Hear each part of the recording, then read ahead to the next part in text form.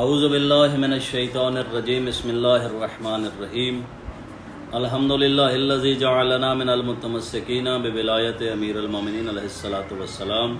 السلام علیکم۔ تو علیہ السلام مدد مومنین، کیسے ہیں؟ امید کرتے ہیں آپ سب خیریت سے ہوں گے۔ دعا ہے خداوند متعال آپ کو ہمیشہ صحت و سلامتی اور درازی عمر عطا فرمائے۔ آج آپ کے سامنے سورہ واقعہ کے کچھ فضائل لے کے آئے ہیں۔ یہ قرآن مجید کا ایسا سورہ ہے کہ جو تونگری کو دور کرتا ہے۔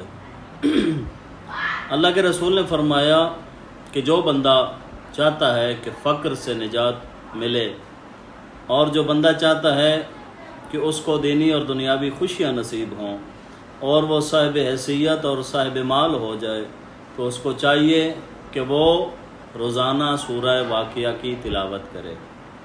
اس کے علاوہ سورہ واقعہ کے متعلق معصومین علیہم السلام کے کافی فرامین موجود ہیں، جن میں سے امام صادق علیہ السلام نے فرمایا کہ اگر کوئی بندہ چاہتا ہے کہ اس کا چہرہ 14ویں کے چاند کی مانند ہو اور اس کا چہرہ چمک رہا ہو اور اس کے چہرے پہ روحانیت ہو، تو وہ سورہ واقعہ کی تلاوت کیا کرے۔